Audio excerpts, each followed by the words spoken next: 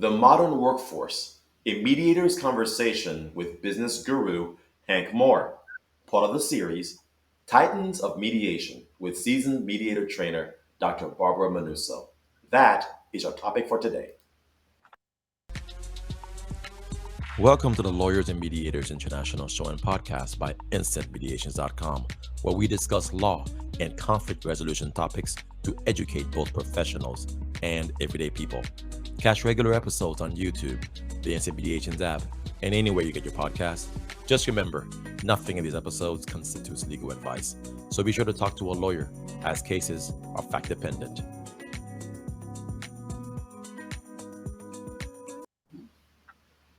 Hi, everyone. This is Mac Pierre-Louis, attorney, mediator, and arbitrator working throughout Florida and Texas. And I am Natalia Łowska-Czajka, advocate, mediator, and arbitrator from Warsaw, Poland. And this is where we are now together. It's a pleasure to be hosting Mac here in Poland. And I'm Dr. Barbara Sunderland Manuso, and we're based in Houston, Texas, and Newport, Rhode Island. And I'm a trainer, mediator, and arbitrator. And today I am delighted to be able to introduce one of the major gurus in business, Hank Moore, who's also based in Houston, Texas, but his reach is absolutely worldwide. And Hank has had over 6,000 clients that he has provided services for on a executive level. He has worked with over 100 of the 500 Fortune 500 companies, and his resume is stellar.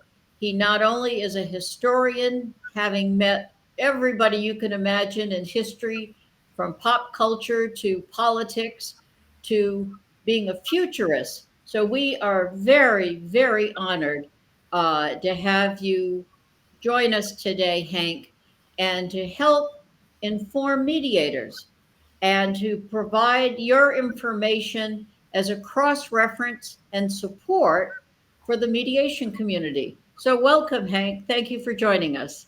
Thank you. My honor to be with all three of you. Yeah. So, Awesome. Go ahead. Sorry, Please. I'm sorry, Mac. Go ahead. Yeah, no, I was just going to say, Hank, could you tell us a little bit about yourself before you get started? I work with, from a business standpoint, I work with businesses of all sizes.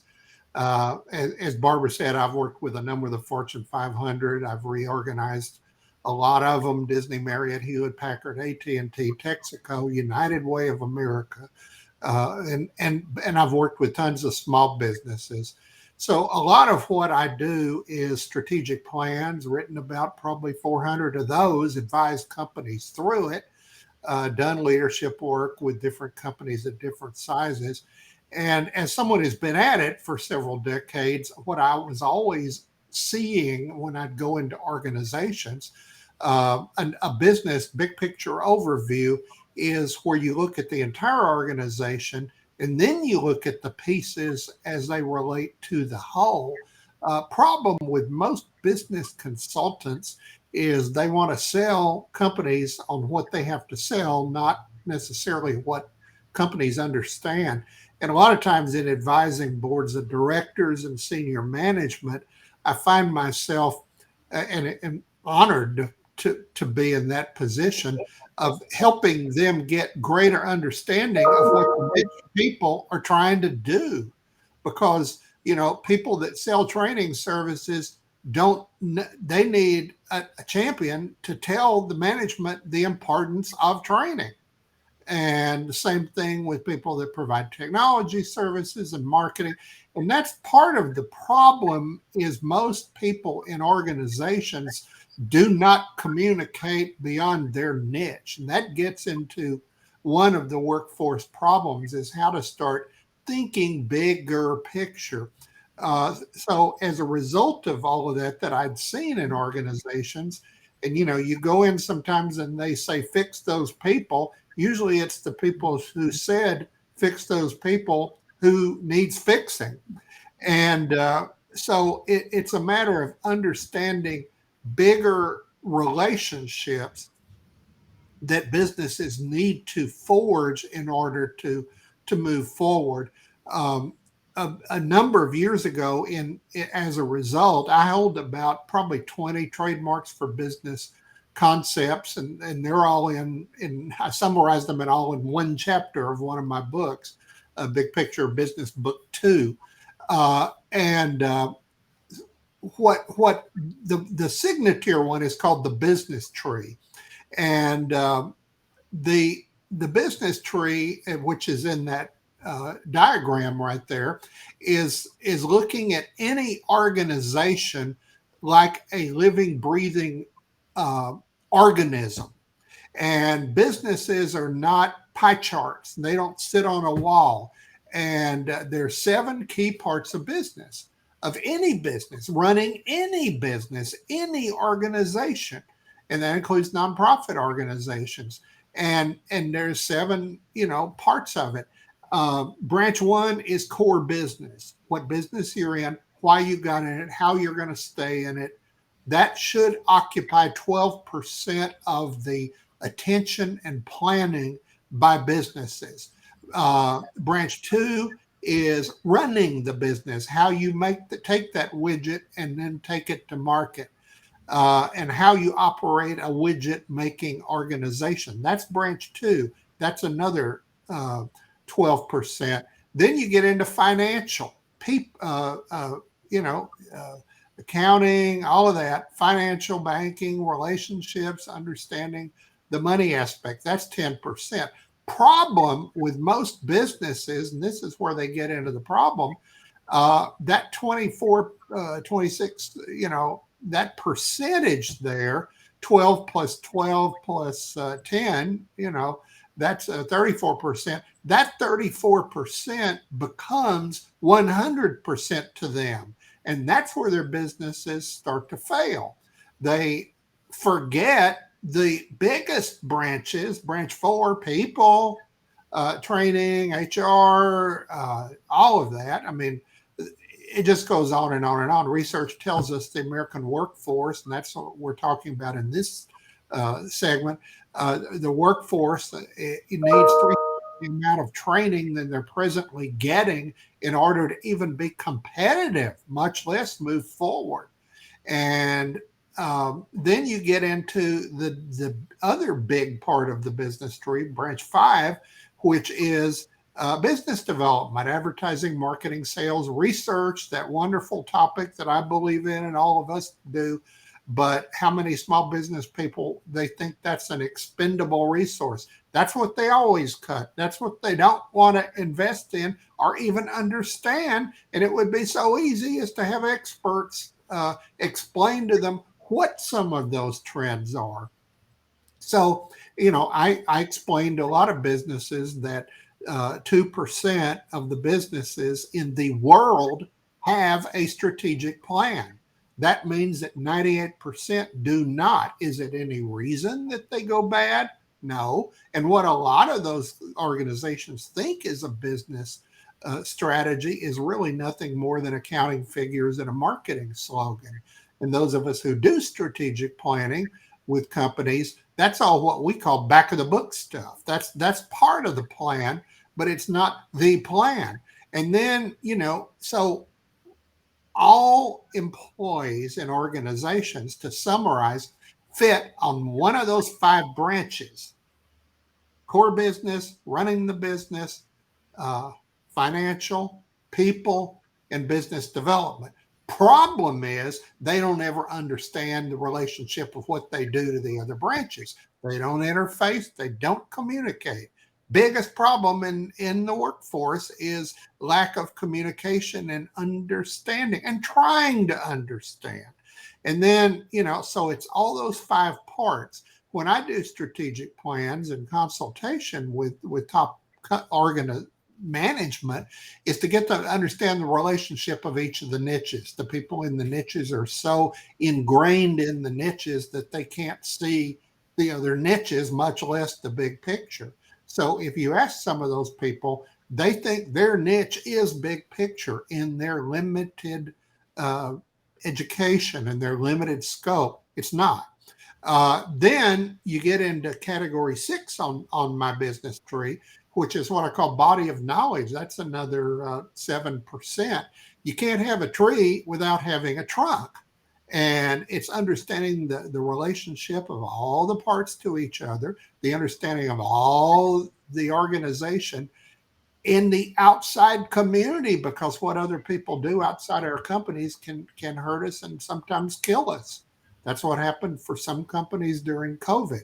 Although I contend that about 25% of the companies that went out of business during COVID probably should have. They weren't that established enough. They didn't plan. They didn't strategize. They didn't do what it took to go long term. And then the last part of the business tree, category 7, is big picture, understanding that there has to be a big picture.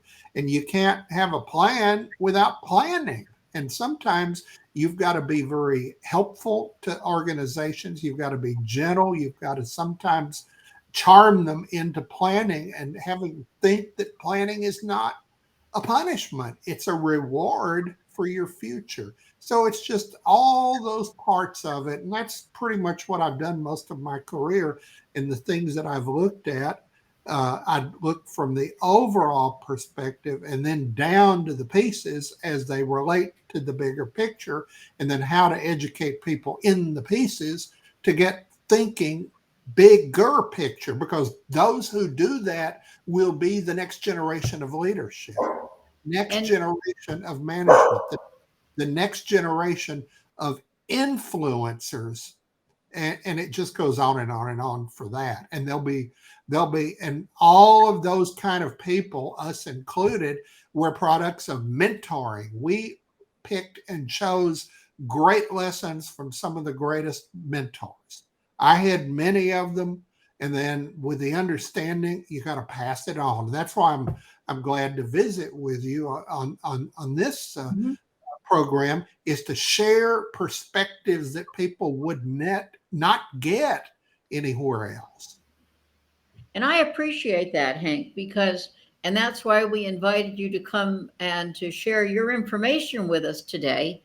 As a trainer for 30 years now, mediators and arbitrators, and of course our focus in this program is more for the mediators, Right. But it's ADR, alternative dispute resolution. As an industry, we do teach that in our class, and people are surprised, and I can tell it passes over their head when I mention about writing their business plan. And they have even free resources to go to, like the Small Business Administration. And of course, we mention you because you're the one that can fine tune. And if they read the books and read what you've written, it gives them more of a pathway. And just because being a mediator is a self-employed entrepreneur doesn't mean that you don't have to have the vision, or you shouldn't have the vision of a big company. Because if you want to succeed, like you said, you can't just take a training, sit by the phone and hope that somebody calls you. They won't. And so it's very exciting. And I hope people listening from the mediation community join us in this leap and understanding of what you've just stated on how it does support any business. And especially you've worked from the biggest, but even for the smallest, there's still that same application. So we value having you today. I love the small ones too. People say to me all the time, "Oh, you've worked with all these big companies," and yes, proud of it. But those smaller ones, I have found that in small business, the average small business principal and in small businesses, every employee has to count. Mm-hmm. And that's an important thing, how they nurture and mentor those coming up the way. And that's, I feel the same way about nonprofit organizations. Every job counts. You can't have fat in the system. And it's just really important. You showed on the screen book 1.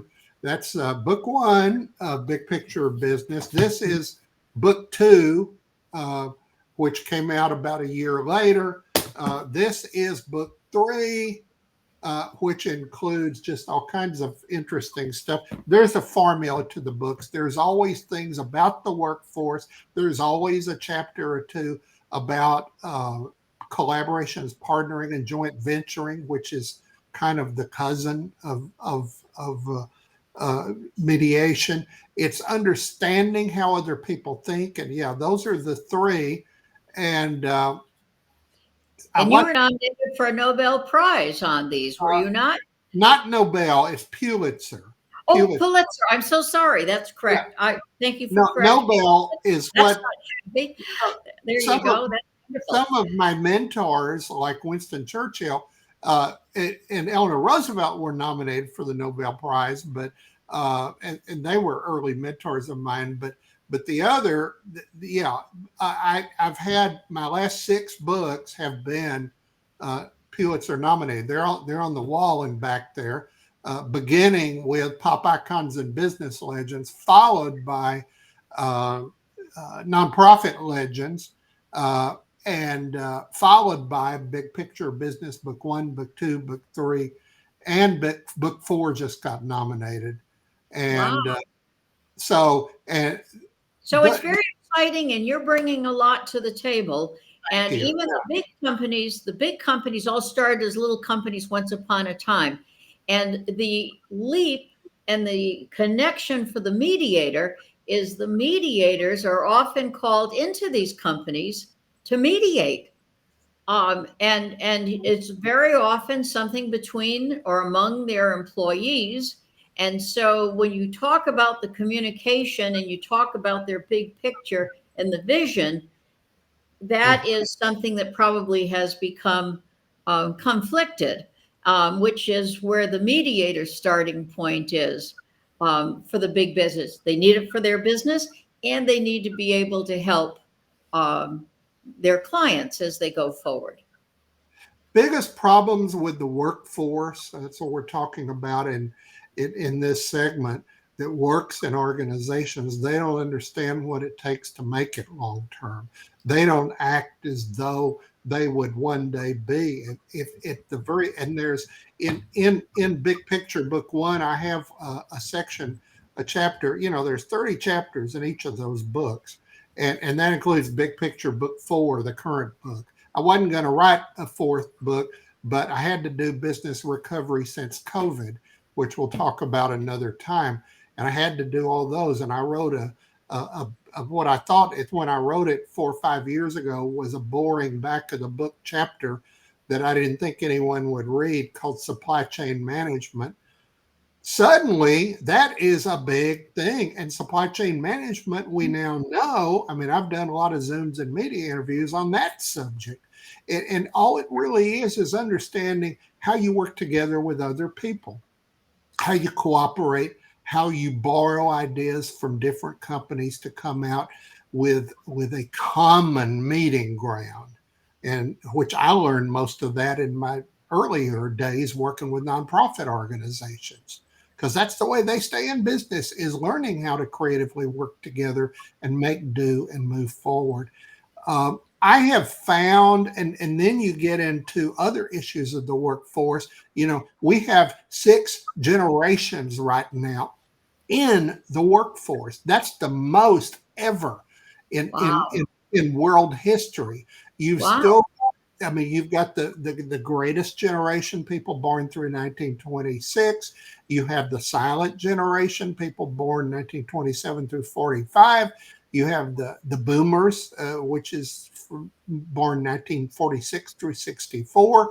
Then you got Generation X, born 1965 through 1983. Then you got Generation Y, the millennials, born for the next 18 years after that, 1984 through 2002. Then you get into the current generation that's now entering the workforce, Generation Z.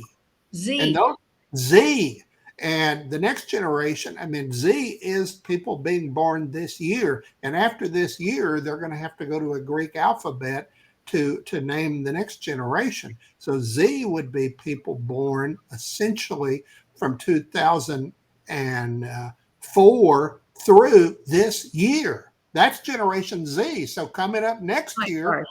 there's always going to be babies. Problem with a lot of generations, how do I say this very nicely, but truthfully, they are very stuck in the old ways. There's nothing more permanent than change. History repeats itself. Uh, that's why I get into music and other issues. If people would learn some of those great lessons through the entertainment world and take them into business, we'd be better off. And if they would learn how to work together, how to think new creative ideas. As someone who thinks creative ideas for a living, I can tell you some of the best new ideas are old ideas with new coats of paint. And how you go into strategies when we do strategic plans, and when we counsel top executives. And of course, I tell them, stop thinking like an executive and start thinking more like a leader, which is many notes above that. And I've got, there's 30 categories of the workforce. And most people start out as something, and they evolve, and they grow, but they're not thinking bigger picture. Most of them aren't going to make it. Okay, And that's the Hank, problem. speaking of which, the modern workforce, because you address the generations, you addressed your immense work. But when we talk about modern workforce, what do you mean by that? What it covers? And how do we, as mediators, can make practical use of this concept? The modern workforce doesn't have the communication skills that they need. Communication. I've got chapters in each of the books about various aspects of communication. We have, and it's not to say why couldn't younger workers be perfect like we were. We weren't perfect. Most of us got very old and sedentary at way too young age. A lot of people in the workforce after age 40, they don't learn, they don't want to grow. And for young people, we want to teach them how to think longer term, how to market. In marketing circles, they say create your own brand, is having a strategic plan for yourself, for your career, and what you're going to do. And during the COVID era, a lot of people lost the opportunity to train, to grow. And we have to really think about how much the last 2 to 3 years have set everything back. They set education in schools back, another subject. They set a lot of things back. But the main issue, the main advice is, don't think that because it's a whole new era and technology is going to create everything for us, we have to manage technology, understand which ones help us and which ones grow. And it's not just, let's get back to the way things used to be. Biggest problem with business is two things, and two things really only. And the success that other people have. I'm just like so and so, but I'm better. Why? How do you know? How do you plan to be sustaining that better? What is better? And so we have to ask a lot of those questions about communication. Where are you getting your business advice from? Most people get their business advice from hearsay. And worst of all, they get it from the internet. All these great resources that are out there, they don't get taught to think big picture. Very often, it's always the latest thing. And that's why they go around in the workforce and they spout out words like solutions, which I consider personally the most dumbest word in the business vocabulary. Solutions was a techie term out of the 90s that basically peddled technology. It's whatever people are selling, that's a solution. Research tells us that most business advisors and consultants, there's only 2% of them that are real advisors. Most of them are vendors selling something, and they use terms like solutions to peddle to unsuspecting people. So for the workforce to live and grow, think of it as a new world. Think of it as a new frontier. You can use all those great expressions, you know, It can be, it will be. I believe the greatest opportunities are now and in the future. As someone who does write a lot of history, as you know, Barbara, in fact, That's correct. that is my new book is Pop Music Legends, which seemingly Well, has that's nothing another subject, and we're going to get on. another We're time. going to be on for two other podcasts, and we'll have an opportunity to talk.